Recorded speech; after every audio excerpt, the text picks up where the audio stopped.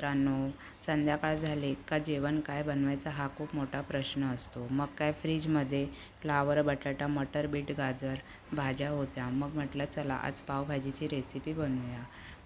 कुकरमध्ये पळीभर तेल घातल्या. चिरलेल्या भाज्या तेलामध्ये 2 मिनटं परतून घेतल्या. म्हणजे भाज्यांचा जो कच्चा वास असतो तोही निघून जातो आणि भाजीला चवही चांगली येते. मिक्सरच्या भांड्यात आलं लसणाची पेस्ट केली. फोडणीसाठी लागणारं 3 पळीभर तेल आणि भाजी म्हटलं का बटर तर पाहिजेच. बटर असेल तर भाजीला चव अजून छान येते. मग हिंग, अर्धा चमचा जिरे घालून 2 बारीक चिरलेले कांदे, 1 हिरवी मिरची, मीठ घालून 1 बारीक चिरलेला टोमॅटो, 2 बारीक चिरलेले कॅप्सिकम, 2 थोडेसे बारीक चिरलेले बीन्स, आलं लसणाची पेस्ट घालून झाकण ठेवू भाजीला वाफ देऊया. एकीकडे कुकरला शिजलेल्या भाज्यांना स्मॅश करून घेऊया. व पावभाजीसाठी लागणारे मसाले: 1 चमचा लाल तिखट, अर्धा चमचा गरम मसाला, अर्धा चमचा हळद, 1 चमचा पावभाजी मसाला, 1 चमचा धने पावडर.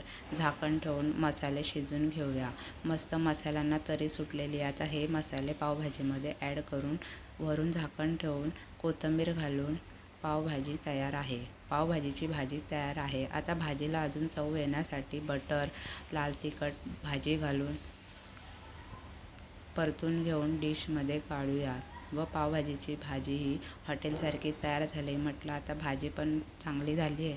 आता मसाल्यातले पाव पण बनवूया. मग लाल तिखट, पावभाजी मसाला, बटर घालून कोथिंबीर घालून सोप्या पद्धतीने पावभाजीची रेसिपी बनवली. मग काय जोडीला गोड हवं. मग घरचं दही होतं, दह्यामध्ये साखर घातली, मिक्सरला फेटून घेतलं, लस्सी पण तयार झाली. चला भेटूया उद्याच्या